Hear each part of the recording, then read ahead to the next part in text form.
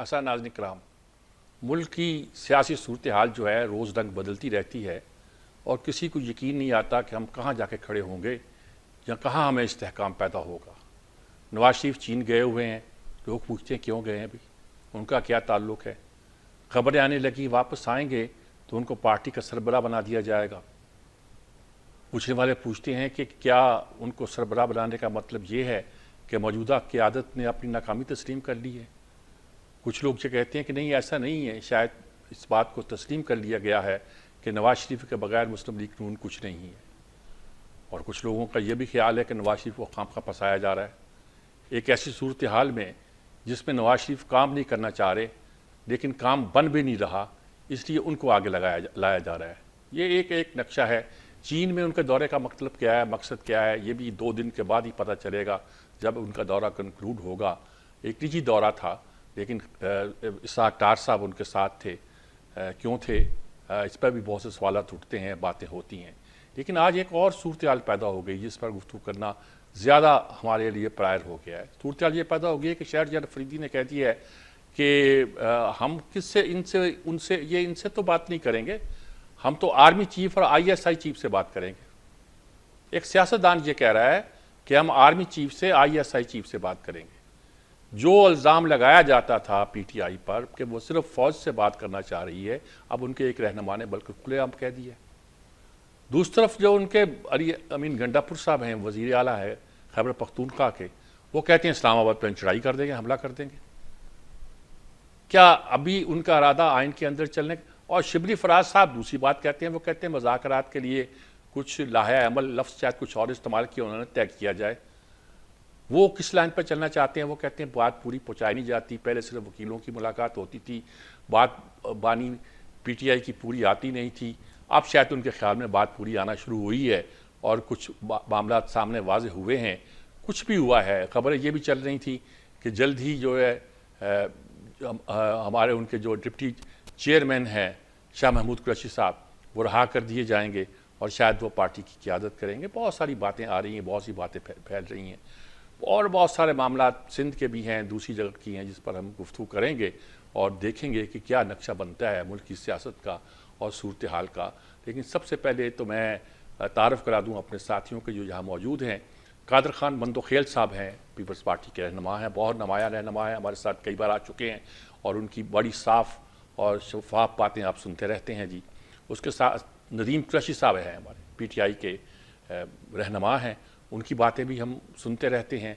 आज भी उनसे ख़ास तौर पर सवाल मेरा ख्याल में आगाज़ ही उनसे करूँगा। और साबर शाह साहब हैं, और इसको मैं यही कह सकता हूँ, last but not the least साबर शाह साहब हमारे साथ हैं। उनकी राय और उनकी बातचीत हमारे लिए बड़ी मुफीद होगी। नदीम कुरैशी साहब, मैं आपसे पूछना चाहता हूँ, ये जो मैंने PTI के हवाले से 2-3 लोगों के बयान सुनाए हैं, क्या इरादे हैं आप लोगों के? कुछ क्या क्या नज़र आता है, आपने क्या प्लानिंग की हुई है? बिस्मिल्लाह रहमान रहीम। मीर साहब, हमारी प्लानिंग सिर्फ ये है कि हमें with in the constitution, with in the दस्तूर अपनी पॉलिटिकल एक्टिविटीज करने की इजाजत होनी चाहिए। हम पाकिस्तान के उसी तरह से शहरी हैं जिस तरह बाकी शहरी हैं। हमारे साथ ये 2 चेहरों वाली सियासत या 2 चेहरों वाली पॉलिसी नहीं होनी चाहिए कि हुक्मरान कहते कुछ और है, करते कुछ और है। अगर शहरयार खान अफरीदी साहब ने ये कहा है कि जी हम मौजूदा सियासी क़यादत से बात नहीं करेंगे, उन्होंने बिल्कुल उस सेंस में बिल्कुल ठीक कहा है। जब हम गवर्नमेंट में थे तो ये आज के हुक्मरान कहा करते थे जी हमारा तो इनसे मुकाबला ही नहीं है, हमारा मुकाबला तो कुछ और लोगों से है। अब हम भी उन्हीं कुछ और लोगों से बात करना चाहते हैं, क्योंकि आपके सामने है।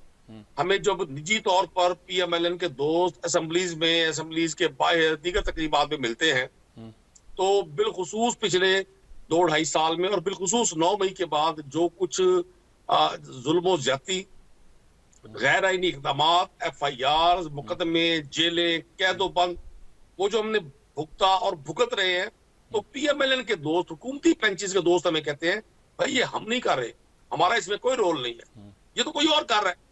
तो मैं मीर साहब, मैं आपको वाज़ेह कर दूं, लोगों को हर चीज पता है पाकिस्तान में असल ताकत का मंबा कौन लोग हैं और आज के सियासतदान क्या कर रहे हैं और मेरी और तमाम सियासतदानों की क्या हैसियत है। मैं समझता हूं अभी भी हमें अगर आज के दिन भी हम सब इकट्ठे हो जाते हैं, अपनी अनाओं के खौल से बाहर आ जाते हैं, अपने कौल और फेल के तजाद को खत्म कर लेते हैं, तो यकीन करें इस सारी तकालीफ का जो असल विक्टिम है वो पाकिस्तान का आम आदमी है। ठीक। मुआशी सूरत हाल डिस्टर्ब है तो वो आम आदमी मुतासर है। लॉ एंड ऑर्डर की सिचुएशन डिस्टर्ब है तो आम आदमी उसका मुतासर है। मुल्क का इमेज खत्म हो रहा है तो आम पाकिस्तानी उससे डिस्टर्ब हो रहा है। तो मैं नहीं समझता कि पाकिस्तान तहरीक इंसाफ की तरफ से कोई बातचीत से इनकार है। हमारा इन असेंबलीज में बैठ जाना पाकिस्तान की तारीख के, बल्कि शायद दुनिया की तारीख के बदतरीन इंतखाबात के नताइज को सिर्फ एक मकसद के लिए तस्लीम किया और उस मकसद को तस्लीम करके इन असेंबलियों का पार्ट बने, सारे प्रोसेस का हिस्सा बने। ये मकसद वो क्या था? मकसद ये था कि ये जो तासुर, ये जो बयानिया पिछले 2-2.5 साल से बाकायदा एक प्लानिंग के तहत हम पर इम्पोज किया जा रहा है कि ये गैर सियासी लोग हैं, ये गैर जमहूरी लोग हैं, ये मुतशद्दिद मिजाज लोग हैं, इन्होंने हमले किए हैं, इन्होंने फलां, मतलब वो तमाम इल्जामात जो मैं एज ए पोलिटिकल वर्कर माजी में देखता और सुनता रहा, जो उन जमातों में लगा करते थे। कभी बेनजीर भुट्टो में इल्जाम लगते थे कि जी इन्होंने सिखों के लीडर्स की फहरिस्त इंडिया की हुकूमत के हवाले कर दी और कत्लेआम हो गया मशरकी पंजाब में, हिंदुस्तानी पंजाब में। और कभी कहा जाता था कि नवाज शरीफ जो है ना वो इंडियन एजेंट है।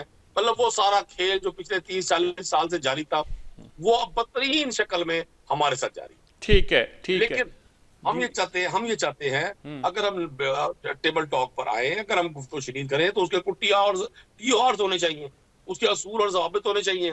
ये नहीं है कि कल जो हमारा पुरअमन एहतजाज था फ्राइडे को, उस पर मुकदमा अभी इस्लामाबाद में मैं देख रहा था मुकदमा दर्ज हो गए हैं बैरिस्टर गौर खान साहब पे, आमिर डोगर साहब पे, उमर अयूब साहब पे। भाई अगर हमें आप पुरअमन प्रोटेस्ट की इजाजत भी नहीं देंगे तो हम अपना एहतजाज कहां करेंगे?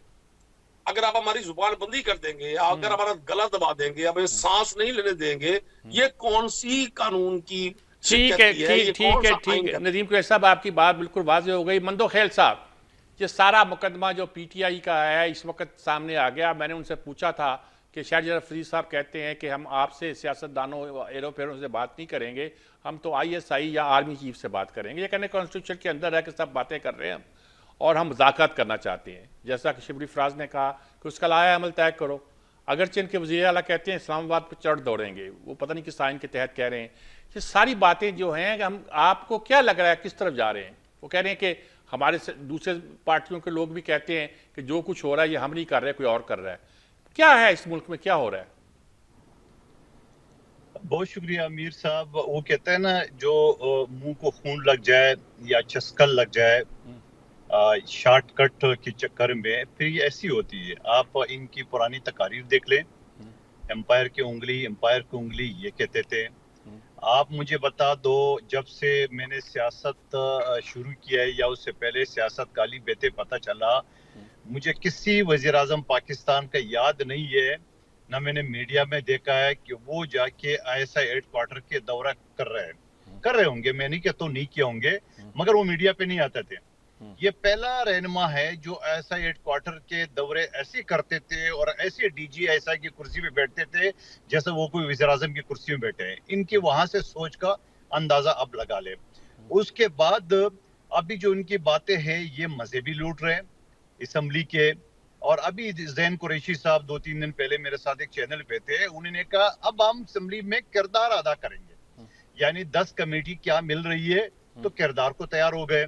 और अगले दिन इनके वजीर आला, जिनका इंतखाब इस बात की निशानदेही है कि उन्होंने इंतशार और अफरा तफरी की सियासत करनी है, हम इस्लामाबाद पे कब्जा करेंगे, हम खान को लेके जाएंगे, यानी जेल से उनको छुड़वा के लेके जाएंगे।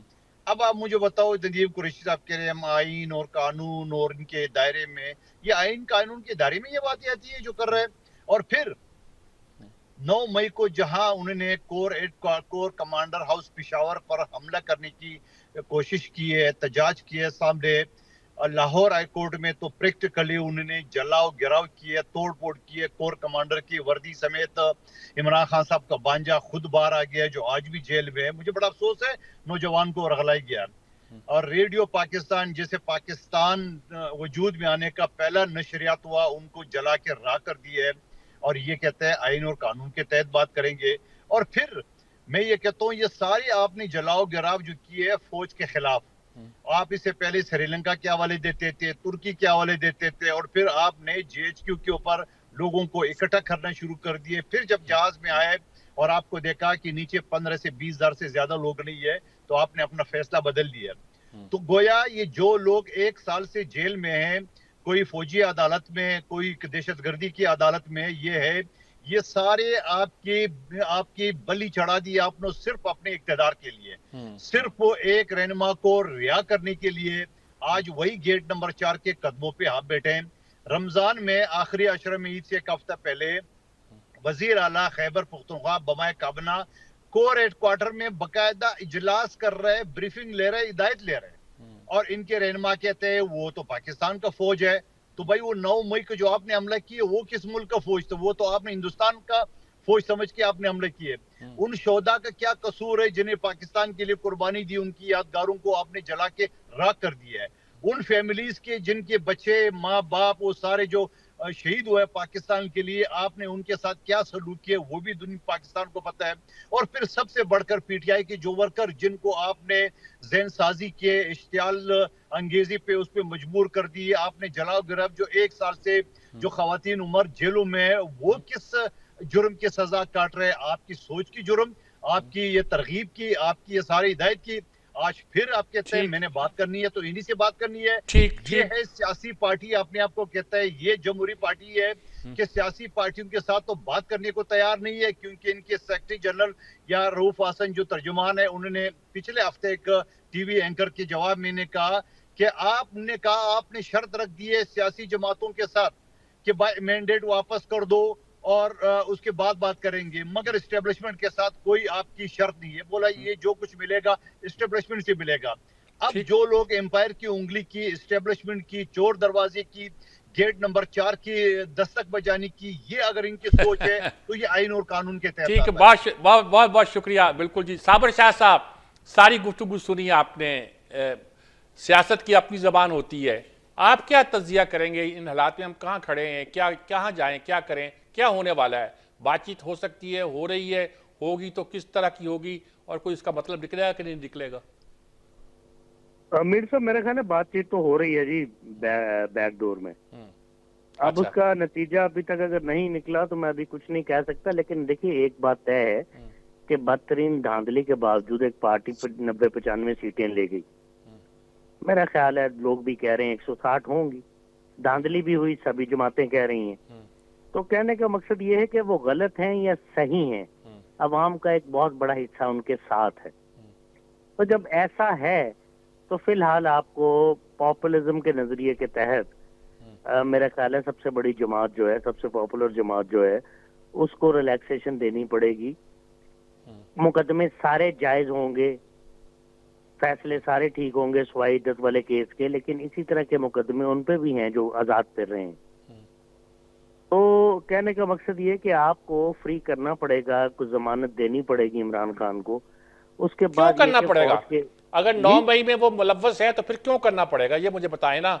हम सब लोग कहते हैं कि हमें रिलैक्सेशन देनी पड़ेगी क्योंकि अवाम ने सब, अगर अवाम साबित भी कर दे तो क्या कानून खत्म हो जाता है वहां आके? जी, कानून तो उसी वक्त भी खत्म हो गया था जब बहुत बड़े मुकदमों में, अरबों खरबों रुपए के मुकदमों में पीपल्स पार्टी और मुस्लिम नून के लोगों को भी जमानतें मिली हैं कि नहीं? नवाज शरीफ साहब तो गिरफ्तार भी नहीं हुए लाहौर एयरपोर्ट पे, मशीनें उनके लिए लाहौर एयरपोर्ट पे पहुंची हैं। जरदारी साहब पे भी मुकदमे हैं, किस पे नहीं है?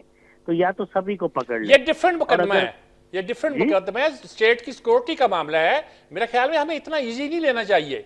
करप्शन के मुकदमा, दूसरे मुकदमा, ये अपनी जगह पर, लेकिन अगर स्टेट की सिक्योरिटी का मुकदमा है, मैं ये मेरा पॉइंट ऑफ व्यू नहीं, मैं वैसे एक सवाल कर रहा हूं, तो उसमें तो एटीट्यूड डिफरेंट होना चाहिए। ये नहीं मैं कहता कि उनको फांसी लगा दो, मैं ये कहता हूं कि ये हम क्यों डिमांड करते हैं कि मुकदमा खत्म होना चाहिए? ये डिमांड करें कि मुकदमा चलाओ और फैसला करो। मीर साहब, जमानत तो होनी चाहिए। जहां तक 9 मई का वाकया है, इंतहाई अफसोसनाक है, ये हरकत करनी नहीं चाहिए थी पीटीआई को। ये तो इस तरह की अल्लाह की तरफ से कोई इनकी अकलें जो हैं वो घास चरने चली गई और उन्होंने वो काम किए जो तारीख में ना हुआ ना होना चाहिए। हमारा मुल्क मुख्तलिफ है, यहाँ पे कोर कमांडर हाउस के ऊपर जो हमला है और वाकई मैं समझता हूँ सालमियत पे हमला है, आपको ये हरकत करनी नहीं चाहिए थी, बिल्कुल सजाएं मिलनी चाहिए। मैं क्यों कहता हूँ, मैं कब कह रहा हूँ कि नहीं मिलनी चाहिए, ठीक ठीक ठीक लेकिन बात फिर वही है कि फौज के खिलाफ बातें तो पहले भी लोगों ने की हैं, यहाँ ठीक है, हमला हो गया है, ठीक ठीक है। ठीक है, लेकिन अगर इकोनॉमी को चलाना है, अगर मुल्क को चलाना है, तो ये काम आपको करना पड़ेगा, इस वक्त मसलियत के तहत करना पड़ेगा, वरना उनकी सपोर्ट तो मुआशरे में है, लोग उनकी सपोर्ट में हैं। अब क्या किया जाए, फौज कैसे लड़ेगी दहशतगर्दी से अगर अवाम उसके साथ नहीं होगी? फिर फैसिलिटेटर पैदा होंगे, फिर लॉजिस्टिक्स प्रोवाइड करने वाले लोग बहुत ज्यादा तादाद में सामने आएंगे, फिर लोग फेडरेशन से नफरत करेंगे। तो एक बड़े मुफाद की खातिर कोई थोड़ी बहुत मसलियत के तहत थोड़ा गुस्सा पी जाना चाहिए। मैं ये नहीं कहता कि ये कोई अच्छी हरकत की है, बहुत ही घटिया हरकत की है 9 मई वाली, सजाएं होनी चाहिए, लेकिन फिर देख लें इसकी कॉस्ट हमने क्या देनी है, ये कोई एनालिसिस इनको कर लेना चाहिए। ठीक बात है, कि ठीक अभी बात तक है। जो है वो लोग उसके हक में बातें कर रहे हैं, अभी 2.5 महीने पहले उन्होंने वोट भी डाला है, और आपको कहीं भी ये जन बाजू 1-2 फंक्शंस पे गए हैं, वहां पे काफी वोटिंग हुई है, तो ये चीजें सामने रखनी चाहिए। हालात तो बदल ही जाएंगे, साल नहीं तो 2 साल में ठीक बदल ठीक जाएंगे, ठीक बात जी। हम लेट हो जाएंगे। मेरा ख्याल में ये भी एक नुक्ता नज़र है, इस पर भी गौर करना चाहिए। एक नुक्ता नज़र ताजरों की तरफ से भी सामने आया था कि न सिर्फ इनसे बात करनी चाहिए बल्कि इंडिया से भी बात करनी चाहिए, ताकि हमारी तजारत ज़्यादा बेहतर तौर पर चल सके, आगे फैल सके और अब खित्ते में एक बेहतर तरीके से अमल कर सके। मुझे नहीं पता हमें क्या करना चाहिए, वक्फा लेते हैं, वक्फे के बाद हाजिर होते हैं।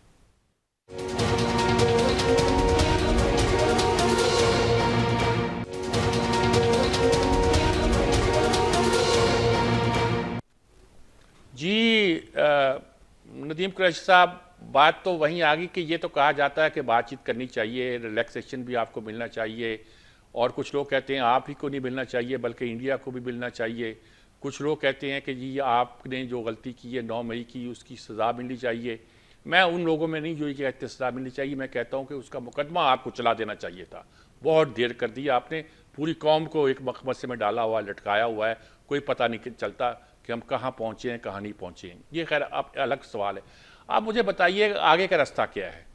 शिबरी फराज की बात से ये लगता है, और जो इशारे मिलते हैं, और साबर शाह साहब ये कह रहे हैं कि शायद अंदर खाने कोई बात हो रही है, कोई ऐसी सूरत निकलने की तवक्को है कि मुल्क ज़्यादा स्मूथली आगे चल सके? जहाँ यही है कि सारा कुछ ख़त्म करो और सारी सीटें वापस आपको करो और आपको इक़्तिदार दो, इक़्तिदार देने के बाद आप कहो जी अब बात करते हैं। क्या क्या सूरत बन सकती है? कोई आप ऐसी सूरत बताएं जो सबके लिए एक्सेप्टेबल हो। मीर साहब, मैं गुजारिश करूं, एक तो ये जो लोगों ने हाथों में कागज और पेंसिल ली हुई है और वो गद्दारी के, जराइम के, आइन तोड़ने के, मुल्क पर हमले के जो सर्टिफिकेट बांट रहे हैं, मैं उनसे दरख्वास्त करूंगा वो इससे ज्यादा जोर, इससे ज्यादा लफाजी और इससे ज्यादा अपनी एनर्जीज इस बात पर लगाएं कि आप 9 मई के वाकयात को बिल्कुल मेरिट पर इन्वेस्टिगेट करें।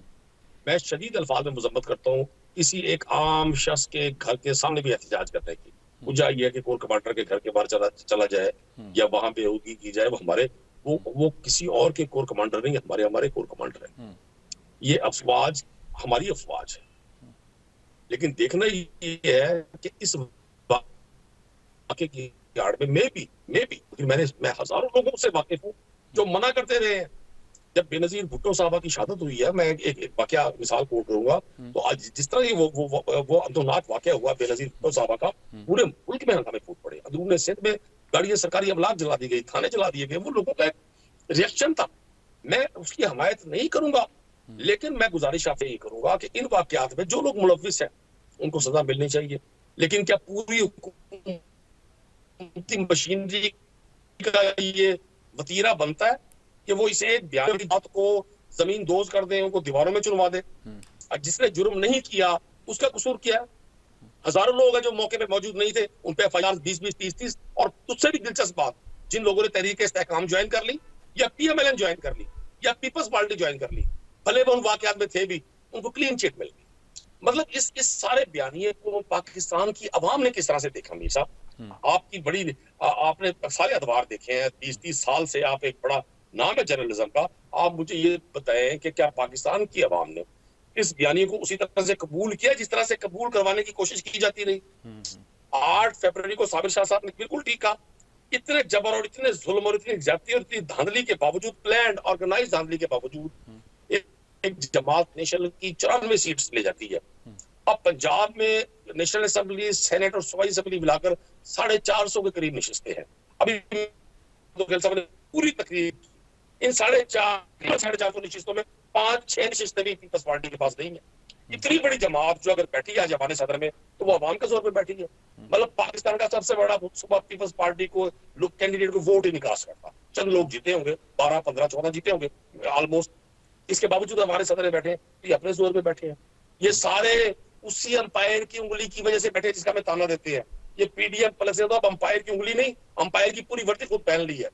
ये खुद फैसला साज है, ये खुद ताकतवर है, ये खुद आइन के मुहाफिज हैं, और बाकी इनके अलावा सब गद्दार हैं। वो जो ये कहा करते थे जी हमें उसका पेट फाड़कर पाकिस्तान के लूटे वसाइल को वापस लाएंगे, और कोई कहा करता था, मुझे ज़रदारी साहब की स्टेटमेंट याद है कि मैंने अब की बार अगर नवाज शरीफ को माफ कर दिया, मुझे खुदा भी माफ नहीं करेगा।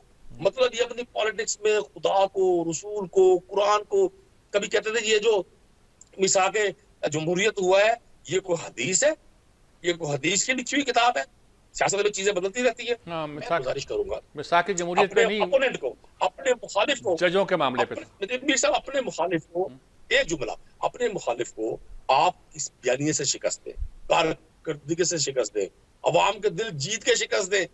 अगर जिन लोगों ने 9 मई जैसा कोई छोटा सा वाकया भी किया उनको बिल्कुल सजा दें, लेकिन सर जिन्होंने नहीं किया उनका जुर्म क्या है? ठीक बात, उनके दिलों में क्या गुजरेगी? ठीक बात, जो अपने इदारों से प्यार करते हैं, जो डिसिप्लिन नहीं तोड़ना चाहते, जो कानून नहीं तोड़ना चाहते, जो आइन नहीं तोड़ना चाहते, उन पर 20-20, 30-30 मुकदमे किस लिए हैं? वो 1.5, 2 सालों से जेलों में क्यों है? इसका जिम्मेदार कौन है? और वो लोग जो दीगर पार्टियां ज्वाइन कर गए वो सुकून में है, उनको क्लीन चिट कैसे दी है? ठीक बात, कौन सा आइन और कौन सा कानून है, कौन सा कायदा कहता है? ठीक जी। कादर खान मंदोखेल साहब, सारा इन्होंने अपना मुकदमा पेश कर दिया। उन्होंने कहा जी 9 मई के लोगों को सजा जरूर दें, लेकिन जो बेगुनाह है वो क्यों फंसे हुए हैं। और हवाला दिया उन्होंने कि बेनज़ीर की शहादत के मौके पे बड़े हंगामे हुए थे, बड़ी तोड़ फोड़ हुई थी, लेकिन सबको मालूम था कि आखिर में उसका नतीजा क्या निकला, उसको समझाया गया। और आपकी पार्टी के आपके लीडर ने कहा कि पाकिस्तान खपे, और फिर सूरत हाल बदल गई। तो अब क्या इस ये तो अजीबोगरीब सूरत हाल में फंसे हुए, हम किधर जाएँ? देखिए, आपने सवाल किए, न जाने उसने पता नहीं कहाँ कहाँ से टोटे टोटे मिला के उससे जवाब देने की कोशिश की है। ये बेनज़ीर की शहादत को 9 मई से मिला रहा है। वो एक अवामी गुस्सा था, और वो गुस्सा कोर हेड क्वार्टर नहीं था, वो शोदा के यादगार नहीं थे, वो शोदा के जहाज नहीं थे, वो कोर कमांडर की वर्दी नहीं थी। वो मैं खुद उस वक्त फंस गया था, मेरे साथ जो गार्ड था उसको बंदूक छुपा लिए क्योंकि एक आवामी गुस्सा था, और वो गुस्सा किसी इसके लिए नहीं था कि पाकिस्तान फौज के लिए नहीं था। आज उनको बड़ा याद आ रहा है, हम कोर कमांडर गए तो अपना मुल्क है, तो आपको उस वक्त याद नहीं था कि आपने इंडियन फौज समझ के जो आपने लोगों को जमा किए और आपने हमले कराए। आपने वहाँ इमरान खान साहब के बांजे जो ना आसान न्याजी, मुझे बड़ा अफसोस है, वो वर्दी पहन के वर्दी लेके आ गए कोर कमांडर के, और फिर उसके बाद आप कहते हो कि भाई वो तो एक बेनज़ीर के शहादत से आप मिला रहे हो। और बेनज़ीर ने तो शहादत दिए, जान दिए, और कोई पीपल्स पार्टी ने कोई लोगों को उकसाने के एक भी जुमला नहीं कहा, बल्कि जब ये हालात कंट्रोल से बाहर हो गए, मैंने एग्जांपल दी है, मुझे बोलने दे, आपने तकरीर कर लिए, आप अपनी तकरीर खत्म कर रहे हैं, अपनी बारी पे चले उनको बात करने दें, मुझे बोलने देना। बोले टीवी चैनल पे बैठ के, चले दोबारा आपकी बारी आएगी, आप बता दीजिएगा। ये झूठ तो आपकी बुनियादी हुकूक है जो आप कर रहे हो, आपकी पार्टी का फाशी के सारी चीजें आपकी अपनी बुनियादी हुकूक है, और हमसे न जोड़े। आप बेनज़ीर की शहादत को एक भी जुमला मुझे पीपल्स पार्टी का किसी रहनुमा का दिखा दे जिसने कहा जलाओ गिराओ करो। आपने तो लोगों को बुलाया, आपने तो बार बार तकारीर करके GHQ, core commander house Lahore, core commander Peshawar, ये आपके सारे वीडियो ऑडियो सब चीज मौजूद है। और फिर आप कहते हैं यास्मीन राशिद ने कहा जाओ जाओ। आपने हजारों लोग कोर कमांडर हाउस पे जमा कर दिए, और फिर आपकी एक तकरीर से जान छूट जाएगी कि हमने कहा वापस चले जाओ। और इससे पहले जो आपके तकारीर थे, वीडियो थे कि आइए सब मिलके हिसाब करेंगे, उसको कौन करेगा? दूसरी बात ये फिर क्या करे, ये फिर ये जमहूरी कर रहे हैं, ये उसी एस्टेब्लिशमेंट की तरफ देख रहे हैं, उनको आज भी एम्पायर की उंगली की तलाश है। और मैं आपको ये भी बता दूं, बिल्कुल साबिर शाह साहब ने कहा इनकी बात चल रही है मगर ये नाकाम होंगे, ये जलील और रिस्वा होंगे।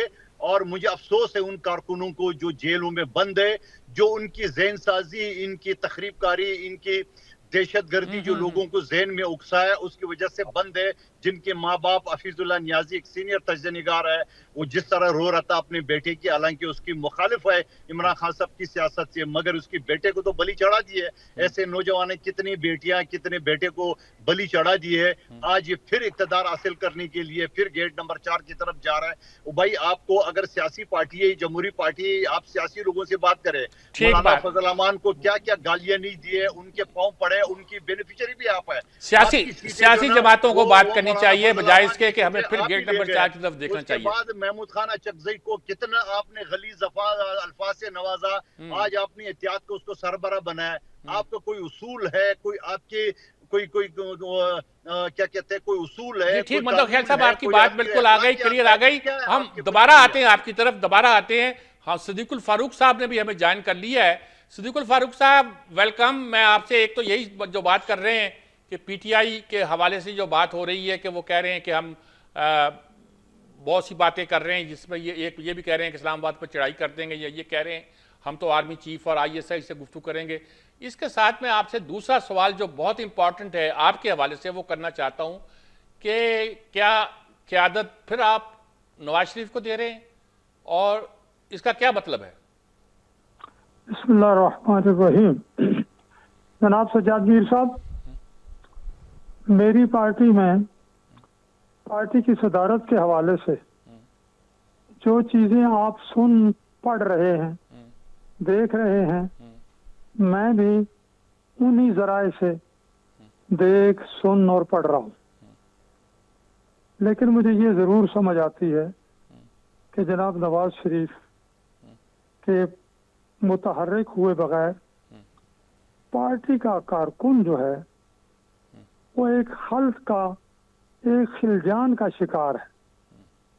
वो खुल के बात नहीं करता, लेकिन वो राजी और खुश नहीं है। और मेरा ख्याल है कि ये अब चूंकि मुस्लिम लीग पंजाब ने करारदाद भी पास कर ली है, तो जनाब नवाज शरीफ पार्टी की सदारत पार्टी अब उन्हें इंशाल्लाह सौंप देगी। इससे क्या नतीजा निकलेगा, क्या फायदा होगा पार्टी को? सियासी मामलात, क्या वो पीटीआई से भी मुज़ाकरात करेंगे या सिर्फ उनका बयानिया तो ऐसा है कि जो अलग नजर आता है इस वक्त जिस तरह हुकूमत चलाई जा रही है उससे जरा हटके नजर आता है, तो क्या वो क्या करेंगे आके? ये मामला तो पहली बात तो ये है कि पार्टी के तंजीमी सियासी मामलात, मुल्क के सियासी मामलात मियां नवाज शरीफ साहब डील करना शुरू कर देंगे। रह गई मुज़ाकरात की बात, तो पहले पीटीआई के सफ़ों में मुज़ाकरात के हवाले से और एस्टेब्लिशमेंट और सियासी जमातों के हवाले से कोई यकसुई तो पैदा हो। वो तो जितने लोग हैं उतनी उनकी आरा है। एक बंदा कहता है कि हम आर्मी चीफ और एस्टेब्लिशमेंट से मुज़ाकरात करेंगे, हम इनसे नहीं करेंगे। दूसरा कुछ और कहता है, तीसरा कुछ और कहता है। तो जब तक पीटीआई के अंदर इस मामले में एक मौक़िफ़ नहीं इख्तियार किया जाता, उनसे कोई बात नहीं हो सके, कोई बात नहीं हो सकती। ठीक बात, ठीक बात, ठीक। साबिर शाह साहब, ये मैंने एक दूसरा मसला जो पहले शुरू में आगाज में कहा था वो भी शुरू किया है सिद्दीकुल फारूक साहब के साथ, और वो जो मसला बात चल रही है कि पीटीआई क्या चाहती है या मुल्क इस वक्त क्या अफोर्ड कर सकता है। सचमुच क्या पीटीआई से किसी पार्टी के मुज़ाकरात हो सकते हैं या एस्टेब्लिशमेंट से मुज़ाकरात हो सकते हैं? क्या अब आप इस वक्त सोच रहे हैं? मेरे साथ मुज़ाकरात तो होने ही होने हैं। हाँ। देखिए, आर्मी चीफ के टेन्योर की भी क्लेमेट है। अगर वो समझते हैं कि इनके दुश्मन आर्मी चीफ है तो उन्होंने भी तो जाना ही है। आईएसआई चीफ ने भी जाना है, डीजीसी ने भी जाना है अपने टाइम पर। और जो ही नए चेहरे आते हैं चीजें तो बदल जाती हैं, वक्त के साथ साथ चीजें बदल जाती हैं। मैं हमेशा कहता हूँ आपके प्रोग्राम में, if Imran lives on he has got a future. If he lives on. अब इमरान खान को अल्लाह सेहत तंदुरुस्ती दे तो ये सारी चीजें बदल जाएंगी, जिस तरह नवाज शरीफ के हक में बदली, आसिफ जरदारी के हक में बदली। और दूसरी गुजारिश है, बहुत अदब से अपने जो दोस्त शुरका हैं इस प्रोग्राम के, मैं यही कहूंगा कि देखिए जब बेनजीर का कत्ल हुआ तो अरबों रुपए की सरकारी इमलाक जलाई गई, वो भी एक रियासती जुर्म है, लेकिन कोई नहीं पकड़ा गया। यहाँ भी यही कुछ हुआ। अब ये है कि यहाँ जरा कोर कमांडर हाउस के ऊपर हमला हुआ, which is very very sad and painful. लेकिन कहने का मकसद ये है कि कराची आपके सामने 35 साल जलता रहा, उसमें फौज बराबर की कसूरवार है, बल्कि बनाया ही उन्होंने एमक्यूएम को था भुट्टो साहब को काउंटर करने के लिए। तो फौज ने खुद भी तो बहुत बहुत बड़ी गलतियां की हैं। ये कैसे हो सकता है कि जो अपने चीफ है उनका एहतसाब ही ना किया जाए, पूछा ही ना जाए, और जिनके पास बंदूक नहीं है उनको पकड़ा जाए। जरूर पकड़ें, करप्शन पे फैसले होने चाहिए, रिकवरी तो करें कम अज कम। किससे रिकवरी हुई है? 1 रुपए की रिकवरी नहीं हुई। इमरान खान की सियासत भी मुनाफकत और झूठ से भरी हुई। 1333 दिन में एक दिन रिकवरी नहीं की, सिर्फ खोखले नारे लगाए। अचकजई हो, अल्ताफ हुसैन हो, आज वो उनके साथ मिले हुए हैं, फजलुर रहमान का मौकफ तकरीबन वही है। ये क्या सियासत है? ये मुनाफकत और झूठ है, और इसको हम कहते हैं कि सियासत जो है politics is the art of impossible. ये क्या डेफिनेशन है? ये शर्म आनी चाहिए इस मुल्क में। झूठ और मुनाफकत से थोड़ा सा बाहर आए। सड़कें टूटी हुई हैं, लोग गुर्बत से मर रहे हैं, रोटी खा नहीं सकते, बिजली के बिल बस से बाहर हैं, पेट्रोल लोग खरीद नहीं सकते हैं, इन्फ्लेशन 30-35% से ऊपर है, कर्जे चढ़े हुए हैं। कोई शर्म कर लें। और अगर फौज इसकी स्टेक होल्डर है, जो मैं कहता हूँ है, और उससे बात होनी चाहिए, वही है ताकत का मंबा, तो फौज को भी देखना चाहिए कि कम से कम करप्शन के वाकयात को तो किसी तरह कम किया जाए, वहां भी डंडा चला के देखें। ठीक बात है। करप्शन के खिलाफ डंडा चलना चाहिए जी, डंडा चलना चाहिए तो करप्शन के खिलाफ ही चलना चाहिए। मुल्क को तबाही कर जो आई है उसमें असल हाथ करप्शन का है, जो दिन ब दिन बढ़ती जाती है जी। एक वक्फा लेते हैं, वक्फे के बाद हाजिर होते हैं जी।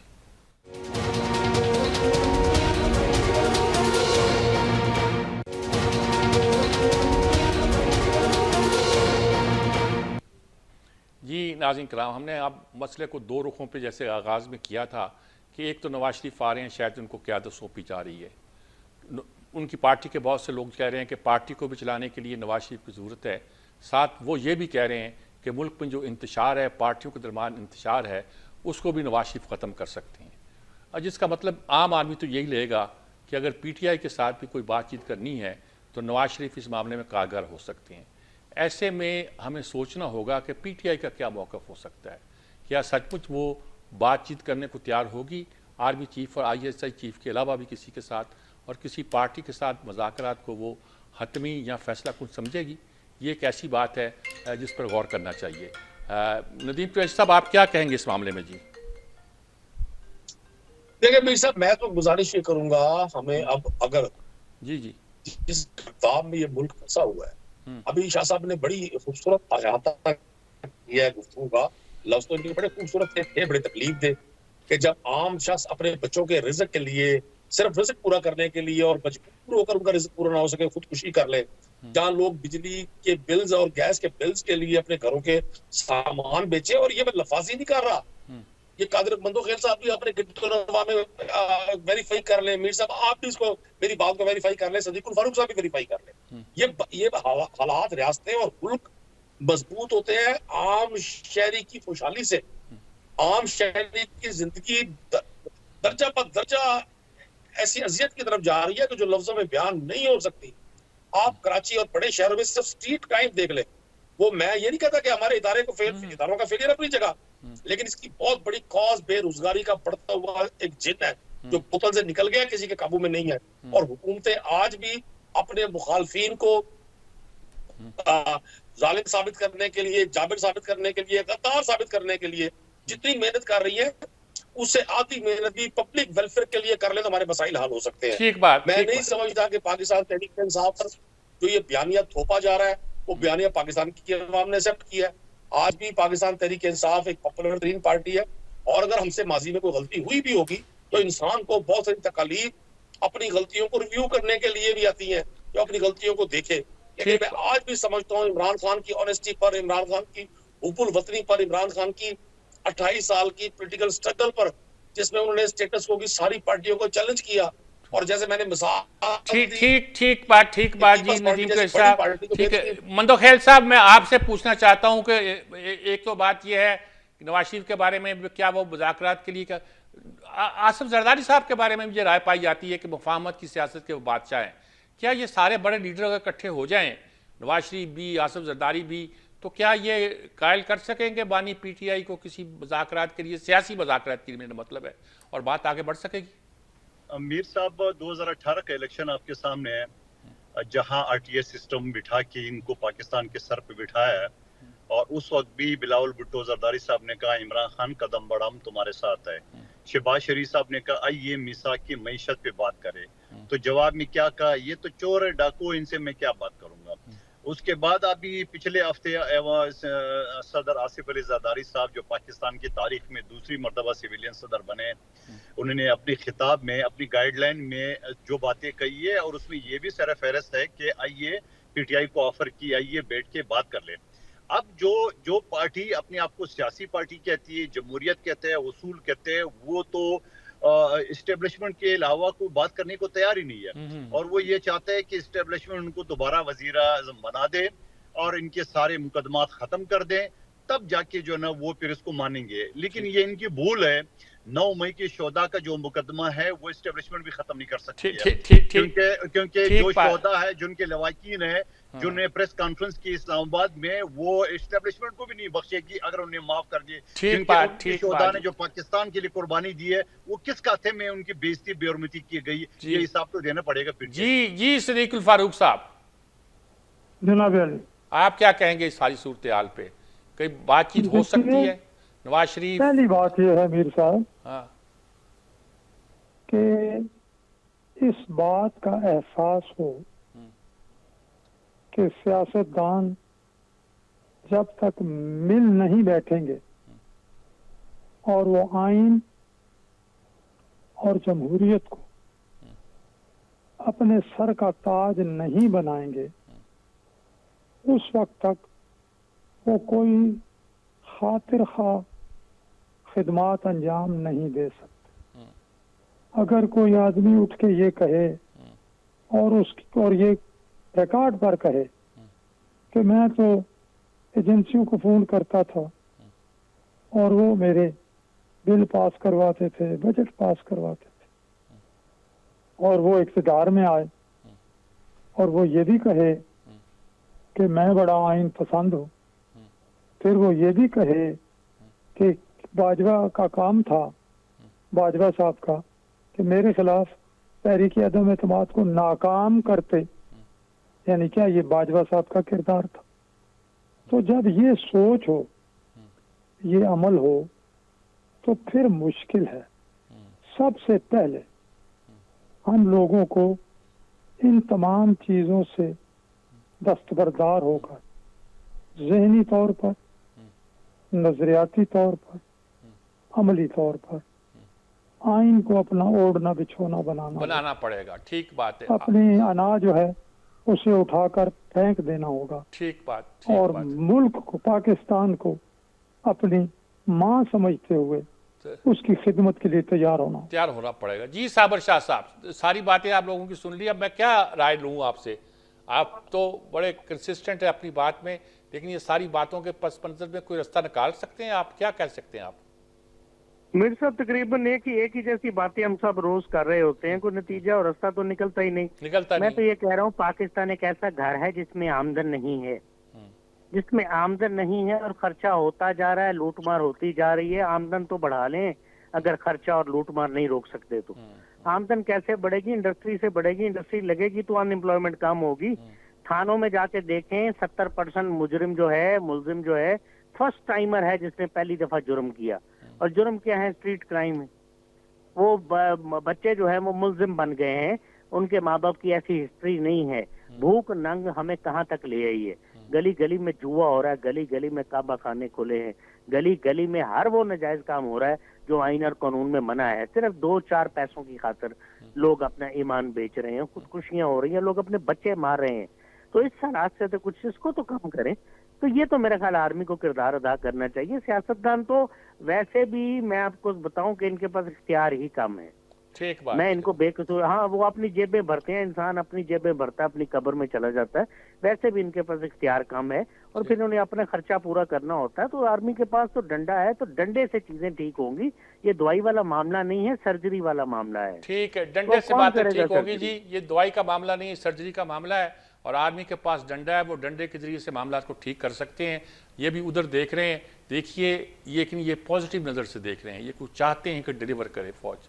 क्या ऐसा हो सकता है? एक वक्फे के बाद बात को कंक्लूड करने की कोशिश करते हैं।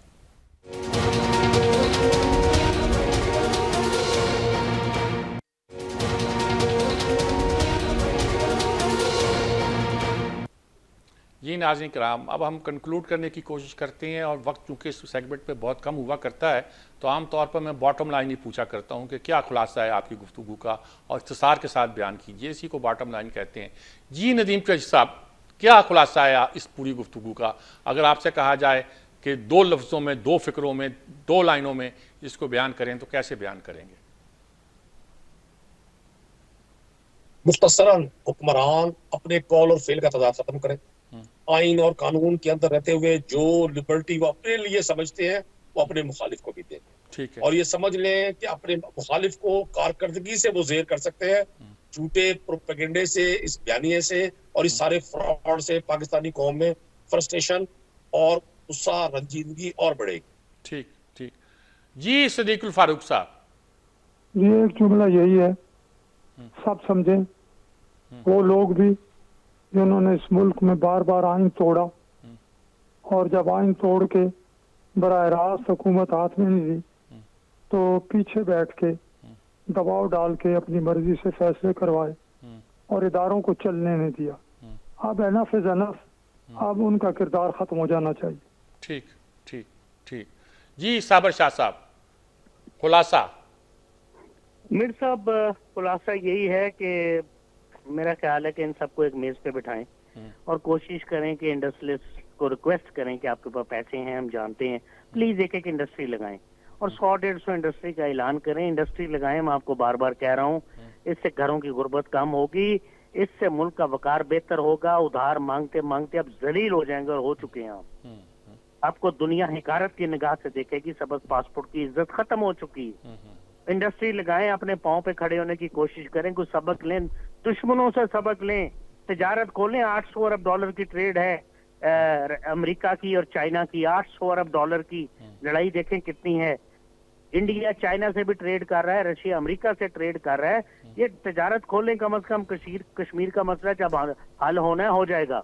लोगों की गुर्बत कम करेंगे और सब्जी मुफ्त आने दें सस्ती। ठीक ठीक। ये कहते हैं जी कि तजारत खोलें, आगे बढ़ें, बाकी मसले अपनी जगह हल होते रहेंगे। दुनिया भर में होते हैं, चीन की इंडिया से लड़ाई है लेकिन तजारत हो रही है, अमेरिका की चीन से लड़ाई है, तजारत हो रही है, रूस की है, वो तजारत कर रहा है उन मुल्कों से जिनसे उसकी मुखालफत है।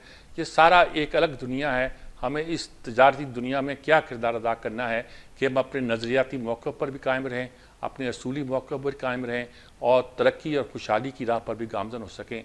ये एक ऐसे सवालात हैं जिसका जवाब हमें तलाश करना है, लेकिन सबसे पहले अपना हाउस इन ऑर्डर करना है। हमारे अंदर जो इख्तलाफात हैं, हमारे अंदर जो तोड़ फोड़ है, उसका कोई उपाय करना है, उसका कोई इलाज ढूंढना है, उसका कोई तरीका ढूंढना है कि हम मिलजुल कर, यकसू होकर, कम अज़ कम मुल्क की बेहतरी के लिए तो इकट्ठे हो सकें। बाकी बातें छोड़ें। ये एक ऐसी बात है जिस पर इत्तफाक हो जाए तो बहुत बड़ी बात है। इजाज़त चाहता हूँ। अल्लाह हाफ़िज़।